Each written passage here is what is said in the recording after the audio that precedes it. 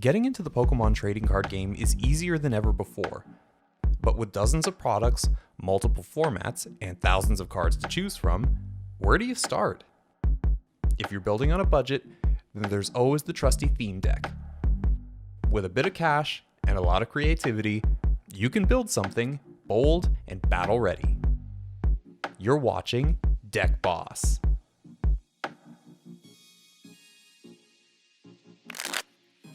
Hi everyone, and welcome to Deck Boss, the show where we take classic theme decks and give them a competitive tune-up. This week, we're going to try and supercharge the Gears of Fire theme deck from Steam Siege. Gears of Fire as a theme deck is not the stuff dreams are made of. Despite featuring a deck boss that saw major competitive success in the late X and Y and early Sun and Moon era, it's held back by a lack of any coherent strategy and a pretty poor lineup of cards. I'm honestly pretty comfortable saying that the designers kinda phoned it in on this one. But hey, we're here to give it a new lease on life, so let's crack this open and meet our deck boss. The Gears of Fire theme deck is built around Volcanion. This steam-powered quadruped is a basic Pokemon with 130 HP and 2 attacks. The first attack, Power Heater, does 20 damage, and then you choose 2 Pokemon on your bench and accelerate a fire energy to each of them from your discard pile.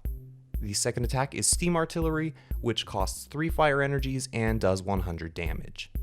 As far as deck bosses go, Volcanion is a strong pick. As a basic, it's quick to play, it has a beefy HP stat, and it comes with built-in energy acceleration. But, of course, it's got its fair share of drawbacks too, especially for anyone looking to play it in 2021. Steam Artillery's damage output leaves a lot to be desired for its cost, and Power Heater comes with a few caveats that make it one of the slower means of energy acceleration. Volcanion is a victim of power creep more than anything, needing a lot of help if it's going to do anything against the ferocious multi-prizers we might run up against. So this bad boy is going to require a lot of support to stand a chance in the arena. The most pressing concern is finding a way to buff its damage to at least threaten a 2-hit KO against most Vs and GXs, and then we need to find a way to really ramp up off of its very modest energy acceleration. If we can do those two things, then our aged deck boss can still run hot. Now, let's jump back into the theme deck and see what it gives us to work with. I'll be honest with you, Gears of Fire gives you very little to work with in terms of Pokemon. Aside from Volcanion, the only decent cards in here come in the trainer lineup. Your proper search is limited to 1 copy of Ultra Ball in each deck. You do get Evo Soda, but since there's nothing worth evolving into, we'll ignore that. Your only decent draw supporter is Shauna, which is basically a worse Cynthia. Pokemon Center Lady affords you some healing, and Ninja Boy lets you swap one basic Pokemon with another in your deck, but unless you're swapping into a Volcanion, it's pretty useless here. You get a bit of energy search with Professor's Letter, and you can recover some energy with Energy Retrieval, which are both pretty crucial to what little synergy this deck has. The rest, as you can guess, is just filler. Now, I bought 2, as I often do, but I think in this case, you are probably just better off hunting down the singles of Volcanion. Buy one for fun, or posterity, or whatever else. But yeah, probably don't buy 2 in this case. But hey, you do you. And now that we've got the basics, let's jump on over to PTCGO to see how we can make this deck work. Alright ladies and gents, upgrading a theme deck that came out of the X and Y era proved to be a very interesting challenge. I played so many test games with so many different lists that I damn near completed the ladder rewards at the time that I'm recording this. But finally, I settled on a list that I quite enjoy. So, this whole deck is about flooding the field with fire energy, using Volcanion as the primary engine, and then choosing from your suite of attackers to handle the situation in the most optimal manner. More than anything, the key to this deck is ensuring that you don't concentrate energy on one particular Pokemon, because that gives you the best chance to pivot and take advantage of the very potent and mechanically interesting attacks you have available to you. It also stops your opponent from taking out one Pokemon and ruining your day. The first edition, which I would consider mandatory here, was the playset of Volcanion EX. The baby Volcanion lacks firepower, and it only works when you get fire energy in the discard pile. So Volcanion EX has this ability called Steam Up, which lets you discard a fire energy from your hand once per turn to allow your basic fire Pokemon to do an extra 30 damage to the active. If you can establish multiple, and you always have the energy in hand, then you can just stack damage to absurd levels. As an attacker, it also works in a pinch, doing 130 damage for 3 energy, but with the drawback that you can't attack next turn. Oh, and as a dual fire-water type, you can hit opposing fire decks for weakness, and comboed with its ability, that means you can slay some tag teams, and even some VMAXs pretty easily. Heatran GX was my next choice. Since this deck is able to put a ton of fire energy on board, Heatran can allow you to pivot in and blow something up using its Hotburn GX.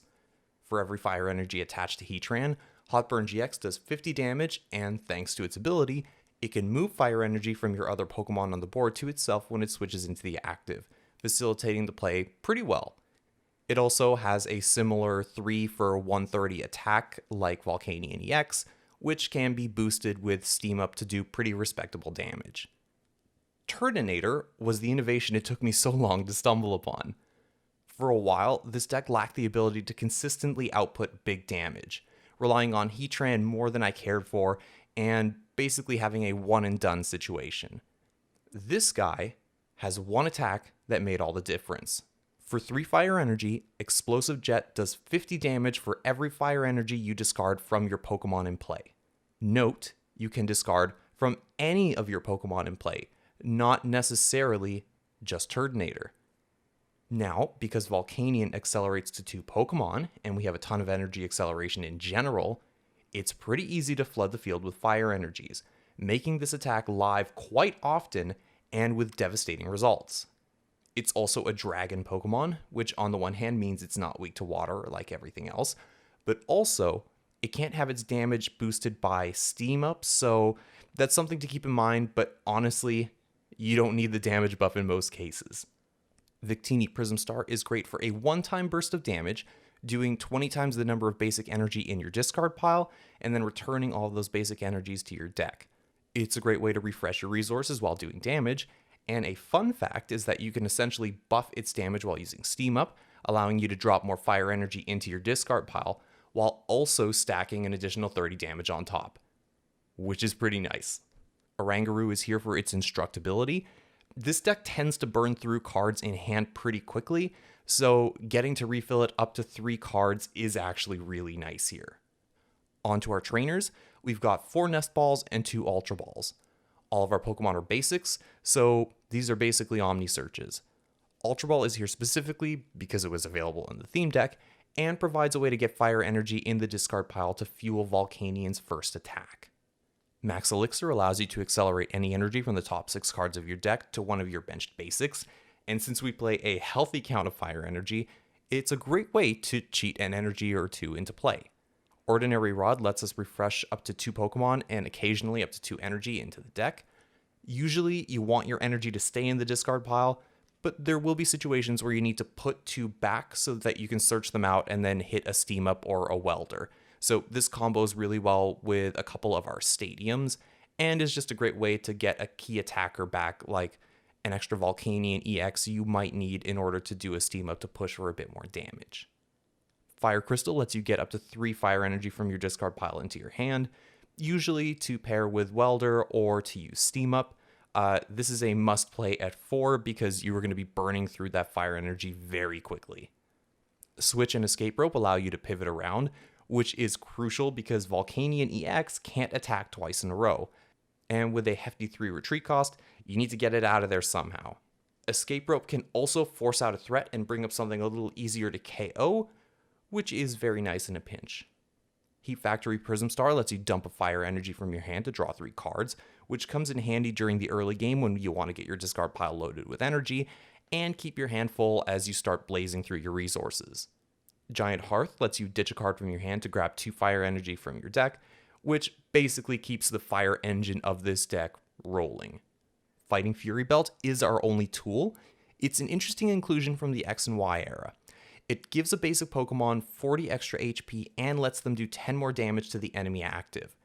Now, this can make our deck boss extra thick because it comes with a really nice 130 HP, and combined with Steam Up, allows Volcanion to KO many of the baby basic Pokemon that kind of float around the 50 to 60 HP mark, which is really great for stealing KOs while accelerating energy.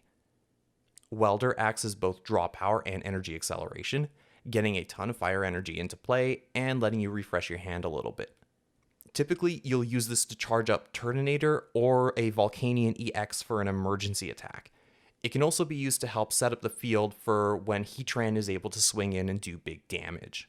I opted for 4 Lillie because this deck is very good at dumping its entire hand, so you can actually frequently get the full 6 cards out of it. And since this deck typically wants to go second, you can often get 7 or even a full 8 cards off of its bonus first turn effect. N is your replacement for Reset Stamp and Marnie in Expanded. I'm only running it at 1 here, you don't want to see it too often really. In the early game, it is good for resetting your hand to 5 or 6 while maybe frustrating your opponent's setup, but particularly it's good in the late game because it allows you to set your opponent to a low hand size and maybe make them brick, usually if you're in a situation where you're really far behind and you need to make a miracle happen.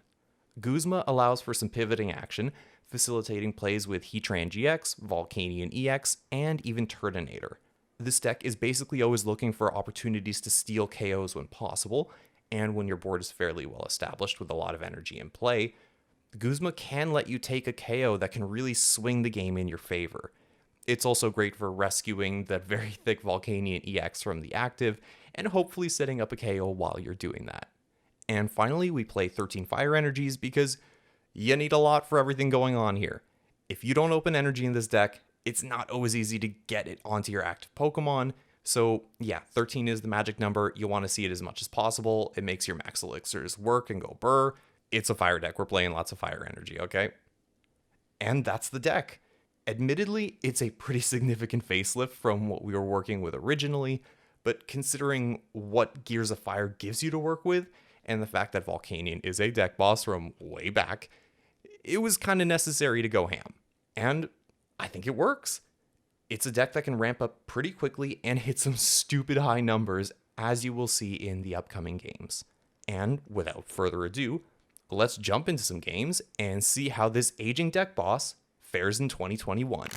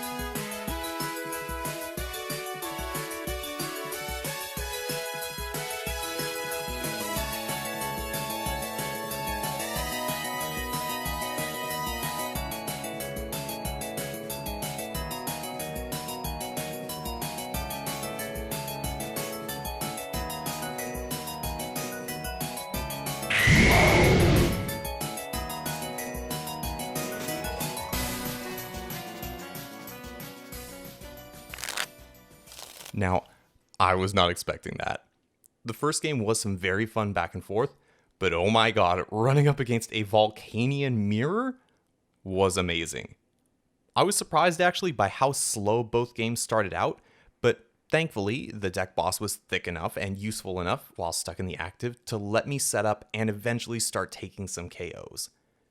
In the case of that weird Hitmonchan hit and run deck, it was basically a matter of using my one prizers to take the KO, avoiding the use of the bigger guys whenever possible to prevent my opponent from sniping them and jumping ahead in the prize race.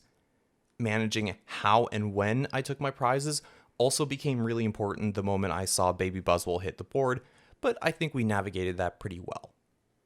In the mirror match, I think it really just came down to our deck lists.